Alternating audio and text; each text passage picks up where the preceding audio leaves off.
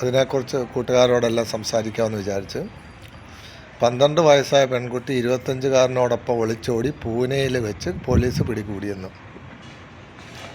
നമ്മൾ വിചാരിക്കുന്നു 12 വയസ്സുകാരി കൊച്ചു പെൺകുട്ടിയാണെന്ന്. ഒരിക്കലുമല്ല. ഇപ്പോഴത്തെ കുട്ടികളുടെ മാനസികവും ശാരീരികമായ വളർച്ചയിലും അതിനുള്ള സാഹചര്യങ്ങൾ കാരണം 12 വയസ്സുകാരി കുട്ടി 12 വയസ്സേ ഉള്ളൂ. പക്ഷേ ഏജ് നമ്മൾ 12 എന്ന് പറഞ്ഞാലും അവർ 25-30 വയസ്സുകാരിയുടെ ആലോചന മെൻറ്റാലിറ്റി ഉള്ള കുട്ടികളാണോ? 25കാരൻ 50 വയസ്സുകാരൻ്റെ ആലോചന ഉള്ളവരാണോ? കാരണം അതുപോലത്തെ സാഹചര്യമാണ് ഇപ്പോഴുള്ളത്. കുട്ടികളുടെ വളർച്ച വളരെ വേഗത്തിലാണ്. പെൺകുട്ടികൾ 6 വയസ്സിൽ മെൻസസ് ആകുന്നുണ്ട്. ഇപ്പോഴും 6-7 വയസ്സിൽ. എന്ന് വെച്ചാൽ ഇപ്പോഴത്തെ ആഹാര രീതി, പിന്നെ അതൊക്കെ കാരണമാണ്. അപ്പം ഞാൻ പറയാൻ വന്നു പോകുന്നത്, ഇതിന് കാരണം നമ്മളിപ്പോൾ പഴയ കാലത്തെ വിദ്യാഭ്യാസ രീതിയൊന്നും അല്ല. നമ്മളൊക്കെ പഠിച്ചിരുന്ന കാലത്ത് നമ്മളെ അധ്യാപകർ അടിക്കുകയും എന്ത് കഠിനമായ ശിക്ഷ തന്നിട്ടുണ്ടെങ്കിലും അത് നമ്മളുടെ നന്മയ്ക്ക് വേണ്ടിയാണെന്ന് പേരൻസിനും അറിയാം, നമുക്കും അറിയാം. നമ്മളാരും ഒരു പരാതിയായിട്ട് പോകത്തില്ല. പേരൻസിനോട് ചെന്ന് പറഞ്ഞാൽ അവർ രണ്ടുകൂടെ കൊടുക്കാനേ ടീച്ചറിനോട് പറയത്തുള്ളൂ. എൻ്റെയൊക്കെ തൊടയിൽ ഇപ്പോഴും ഒരു മാർക്കുണ്ട്. ഞാൻ മാവേലിക്കര ബോയ്സ് ഹൈസ്കൂളിലാണ് പഠിച്ചത്. അപ്പം അവിടുത്തെ HM ഒരു ദിവസം എന്നെ ഒരടി അടിച്ചു. എൻ്റെ കാലിൽ ഇപ്പോഴും എൻ്റെ മാർക്കുണ്ട്. അദ്ദേഹം എൻ്റെ കുഞ്ഞമ്മയുടെ ഭർത്താവിൻ്റെ കൂട്ടുകാരനാണ്. ഒരിക്കൽ പുള്ളി ഞാൻ ആ വീട്ടിലുണ്ടായിരുന്നു. ഒരിക്കൽ പുള്ളി വന്നപ്പോഴും എന്നെ കണ്ട് അന്നേരം അദ്ദേഹം വളരെ വിഷമത്തിലായിപ്പോയി. ഞാൻ അവിടുത്തെ ആളാണെന്ന് വിചാരിച്ചുകൊണ്ട്, അവിടുത്തെ ബന്ധുവാണെന്ന് അറിഞ്ഞപ്പം വളരെ ഒരു വിഷമമായിപ്പോൾ. അപ്പം ഞാനിത് പറഞ്ഞു, എന്നെ അടിച്ചത് തെറ്റാണെന്ന്, എൻ്റെ തെറ്റുകൊണ്ടാണെന്നുള്ളത്. അപ്പോൾ അങ്ങനത്തെ ഒരു നല്ല കാലമായിരുന്നു അന്നും ഉണ്ടായിരുന്നു. ഇപ്പോഴത്തെ കുട്ടികളെ, ഈവൻ നമ്മൾ LKG സ്റ്റുഡൻസിനെ ഒന്ന് ചെറുതായിട്ട്, നമ്മളാരും വലിയ വടിയൊന്നും പിള്ളേരെ ഒന്നും അടിക്കാറില്ല. ചെറിയ പിള്ളേരെ പേടിപ്പിക്കുന്നതിന് വേണ്ടി ഒരു ചെറിയ വടി കയ്യിൽ വെക്കും, ജസ്റ്റ് കൺട്രോൾ ചെയ്യുന്നതിന് വേണ്ടിയാണ്. അപ്പം അവരത് വീട്ടിൽ ചെന്ന് പറഞ്ഞ് വലിയ ബഹളം ഉണ്ടാക്കും. എന്തിനു ഉദാഹരണം പറയുന്നത്, 4ാം ക്ലാസ്സിലെ ഒരു പെൺകുട്ടി, ഞാനൊന്ന് പിള്ളേരെ എല്ലാം ക്ലാസ്സിൽ സൈലൻ്റായി ഇരിക്കാൻ പറഞ്ഞതിന് ഇരുന്നില്ല, ബഹളം വെക്കുന്നതിന് എല്ലാവർക്കും ചുമ്മാതെ ഇങ്ങനെ ഓടി ഒരു അടി കൊടുത്തപ്പം ഈ കൊച്ച് കൈ ഇങ്ങനെ കാണിച്ച് കയ്യിലൊരു മാർക്കിങ് വന്നു. അല്ലാതെ വേറെ ഒന്നുമില്ല, മാർക്കിങ് വന്നതൊന്നുമില്ല, വേദനയൊന്നുമില്ല, നമുക്കറിയാം. കാര്യം ക്ലാസ്സിലെ സകല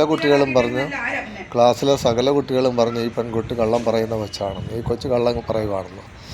അപ്പം ആ കൊച്ചു പോയി അവരുടെ വീട്ടിൽ പറഞ്ഞു. അവരുടെ അച്ഛൻ വന്ന്, പിന്നെ അവരുടെ അമ്മാവൻ്റെ അടുക്കൽ ചെന്ന് കുറേ വിദ്യാർത്ഥി സംഘങ്ങളെ, ABVP സംഘത്തിനെയൊക്കെ വിളിച്ചുകൊണ്ട് വന്നു. ഇങ്ങനെ അതൊരു ഇഷ്യൂ ആക്കേണ്ട കാര്യമുണ്ട്. അപ്പം നമുക്ക് ഒരിക്കലും പിന്നെയും ആ ക്ലാസ്സിൽ നമുക്ക് ഇവരെ കൺട്രോൾ ചെയ്യാനോ ഇവർക്കൊരു ശിക്ഷ കൊടുക്കാനോ അവർ മേളിൽ കൂടുതൽ കോൺസെൻട്രേറ്റ് ചെയ്യാനോ നമുക്ക് പറ്റില്ല. കാരണം നമുക്ക് പേടിയാണ്. ഇപ്പോഴത്തെ എല്ലാ ടീച്ചേഴ്സിനും കുട്ടികളോട് കഠിനമായ ദേഷ്യത്തോടൊരു വാക്ക് പറയാനോ അല്ലെങ്കിൽ ഒരു ചെറിയ പണിഷ്മെൻറ്റ് കൊടുത്താനോ പേടിയാണ്. കാരണം കാലം മാറി. ടീച്ചേഴ്സിനെ ഉപദ്രവിക്കാനും തല്ലാനും വരുന്ന കാലമാണ് ഇപ്പോഴുള്ളത്. അപ്പോൾ ഞാൻ പറഞ്ഞു വന്നത്, അപ്പോൾ ആ ഭയമില്ല. അപ്പം ഒരു പേരൻസ് ടീച്ചേഴ്സിനോട് തന്നെ വൃത്തികെട്ട വാക്കുകളും പറയുന്നതും, പിന്നെ എന്തെങ്കിലും കാര്യങ്ങളൊക്കെ നമ്മൾ പഠിപ്പിക്കുമ്പോൾ, അങ്ങനെ ഉദാഹരണം ബയോളജിയിൽ വല്ലതും പഠിപ്പിക്കുമ്പോൾ ടീച്ചർ എന്തെങ്കിലും പറയുമ്പോൾ അതിനൊക്കെ ഒരു ഇരട്ട മീനിങ് കൂടെ വെച്ച് സംസാരിക്കുന്ന, കളിയാക്കിച്ചിരിക്കുന്ന പിള്ളേരാണ് ക്ലാസ്സിലുള്ളത്. എന്നാൽ ഞാൻ മൊത്തം പിള്ളേരെ 100-ൽ 100 പിള്ളേരെ അടച്ചാക്ഷേപിക്കുന്നില്ല, പറയുന്നില്ല. അതിൽ ഒരു വിഭാഗമുണ്ട് ഇങ്ങനെ കള്ളം പറയുന്ന കുട്ടികൾ, ആവശ്യമില്ലാത്ത കാര്യങ്ങളുണ്ടാക്കുന്നു, ഇങ്ങനെയൊക്കെ ഓവറായിട്ട് ചിന്തിച്ച് ടീച്ചേഴ്സിനെ എങ്ങനെ ഒരു ചതിയിൽപ്പെടുത്താം എന്നൊക്കെ ചിന്തിക്കുന്ന കുട്ടികളുണ്ട്. ഇല്ലെന്നൊരിക്കലും പറയാൻ പറ്റത്തില്ല. ഒരു ടീച്ചറിൻ്റെ മേളിൽ ഒരു വൈരാഗ്യം ഉണ്ടെങ്കിൽ, എന്തെങ്കിലും ഒരു പ്രശ്നമുണ്ടെങ്കിൽ അതൊരു വിഷയമാക്കാൻ സാഹചര്യം നോക്കി നിൽക്കുന്ന പേരൻസും അവരെ സപ്പോർട്ട് ചെയ്യുന്ന കുറേ ആളുകളും ഉണ്ട്. അപ്പോൾ ഈ കുട്ടികളൊക്കെ, ഇവരാരും ഒരിക്കലും നന്നാകത്തില്ല. ഞാനത് ഞാനൊരു ഈ ഫീൽഡിൽ നിൽക്കുന്ന ഒരാളെന്നായിട്ട് പറയുമ്പോൾ, ഒരു ടീച്ചർമാർ, ഒരു ഗുരുവിനെ വേദനിപ്പിക്കുന്ന ഒരു കുട്ടികളും രക്ഷപ്പെടില്ല. കാരണം മനസ്സുകൊണ്ടെങ്കിലും ആ ഗുരുവിനൊരു വേദന ഉണ്ടായിരിക്കും ഒരിക്കലും. അപ്പോൾ അത് ഏറ്റിരിക്കും. അത് നന്നാകത്തില്ല, രക്ഷപ്പെടില്ല. അതുപോലെ തന്നെ നമുക്കറിയാം, പ്രൈവറ്റ് സ്കൂളുകളൊക്കെ ഫീസ് അടയ്ക്കാത്ത കുറേ പേരൻസ്, ഫീസ് അടയ്ക്കാതെ സ്കൂളിൽ വന്ന് ബഹളം ഉണ്ടാക്കുന്നത്, ഇവരുടെ ഒന്നും മക്കളൊന്നും ഒരു ലെവലിലും നന്നായി പോകത്തില്ല.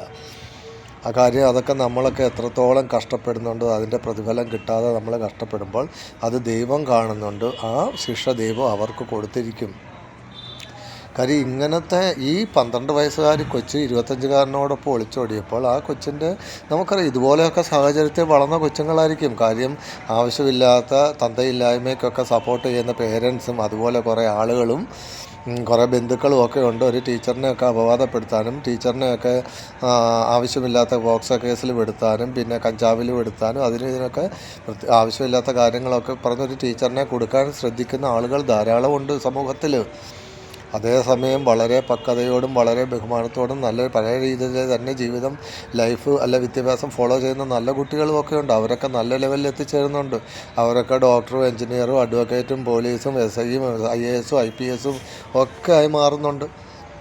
ഇല്ലെന്ന് പറയുന്നില്ല. അപ്പം ഇതുപോലൊക്കെ ഉള്ള കുട്ടികളുള്ള കാലമാണ്. കാര്യം സോഷ്യൽ മീഡിയയും ഇപ്പോൾ അവർ ചോദിക്കും ടീച്ചറിന് Instagram ID ഉണ്ടോ, ടീച്ചറിന് FB ഉണ്ടോ, സാറിന് വാട്സപ്പ് ഉണ്ടോ, ഇതെല്ലാം കൊച്ചു കുട്ടികൾക്ക് വരെ അറിയാം.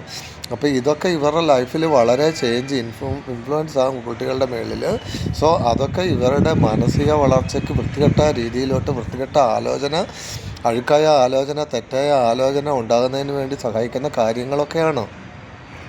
അതിനൊക്കെ പേരൻസ് തന്നെയാണ് വളം വെച്ച് കൊടുക്കുന്നത്. രാവിലെ മുതൽ സ്കൂളിൽ നിന്ന് വീട്ടിൽ ചെന്ന് കഴിയുമ്പോൾ മൊബൈൽ അങ്ങോട്ട് കൊടുക്കും. രാത്രി 12 വരെ പിള്ളേർ മൊബൈലും കളിച്ചുകൊണ്ടിരിക്കുക. എന്നിട്ട് പിറ്റേ ദിവസം സ്കൂളിലോട്ട് വന്ന പേരൻസ് ടീച്ചർമാരോട് പറയും പിള്ളേർ മൊബൈൽ കളിക്കുവാണെന്ന്. മൊബൈൽ ആരുടെയാ? പേരൻറ്റിന്. കൊടുത്തതാര്? പേരൻ്റ്. എന്നിട്ട് ആരോടെ വന്ന് പറയുന്നത്? ടീച്ചറിനോട്. ടീച്ചർ എന്താ അവരുടെ വീട്ടിൽ ചെന്ന് പിള്ളേരെ മൊബൈൽ പിടിച്ച് മാറ്റി വെക്കാൻ ഇരിക്കുന്നവരാണ്. ടീച്ചറിൻ്റെ ജോലി ഡ്യൂട്ടി ടൈം വരക്ക് ടീച്ചറിൻ്റെ ജോലി. അത് കഴിഞ്ഞ് ടീച്ചറിൻ്റെ പേഴ്സണൽ ലൈഫിലോട്ട് മാറിയിരിക്കും. അപ്പോൾ ഇതൊക്കെയാണ് നടക്കുക. ഇങ്ങനത്തെയൊക്കെ പിള്ളേർ ഞാൻ പറയുന്നത് ഇങ്ങനെയൊക്കെയുള്ള വഴിതെറ്റിയൊക്കെ പോട്ടെ. വഴിതെറ്റിയൊക്കെ എല്ലാവരും നല്ല രീതിയിൽ പോകണമെന്ന് ഞാനും ആഗ്രഹിക്കുന്നില്ല. കുറേ എണ്ണമൊക്കെ ഇങ്ങനെ വഴിതെറ്റി പോട്ടെ.